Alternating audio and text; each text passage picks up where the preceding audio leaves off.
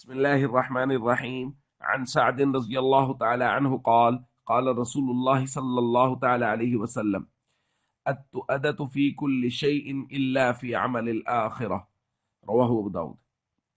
نبی کریم صلی اللہ علیہ وسلم نے ارشاد فرمایا، تاخیر اور آہستگی ہر چیز میں بہتر ہے سوائے آخرت کے عمل کے۔ دوستو، ہم پچھلے 2 دنوں سے یہ بات پڑھ رہے ہیں کہ ہر کام جب انسان کرنے لگے تو اس کے بارے میں پورا غور و فکر کرے کہ یہ کام انجام کار کے اعتبار سے خدا نہ خواستہ اس کے نقصانات تو نہیں ہیں، اس بات کو سامنے رکھتے ہوئے کسی کام کو کرے۔ لیکن یہاں کہہ دیا گیا، جیسا کہ کل کے درس میں بھی ہم نے اشارہ کیا تھا، کہ آخرت کے عمل میں سوچ بچار نہیں کرنی۔ میں اس کو ایک مثال سے سمجھانے کی کوشش کرتا ہوں۔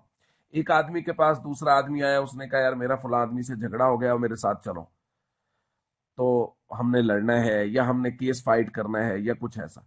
اب یہ ہے سوچنے کی جگہ، چونکہ یہ آخرت کا عمل نہیں ہے، آپ اس کے ساتھ لڑنے کے لیے جا رہے ہیں، تو آپ کو چاہیے آپ پہلے دوسرے فریق کا موقف لے لیں، پتہ چل جائے کہ یہ بندہ سچ بھی بول رہا ہے یا نہیں بول رہا، پھر اس کے بعد آپ کوئی فیصلہ لیں۔ کہیں ایسا نہ ہو کہ آپ ایک ظالم کا ساتھ دے رہے ہیں۔ تو یہ ہے سوچنے کی بات، چونکہ یہ امور آخرت میں سے نہیں۔ ایک دوسرا بندہ آپ کے پاس آیا اور اس نے آ کے کہا کہ یار میرا فلاں آدمی سے جھگڑا ہو گیا ہے اور میں نے اس کے ساتھ صلح کرنی ہے، تو آپ میرا ساتھ دیں۔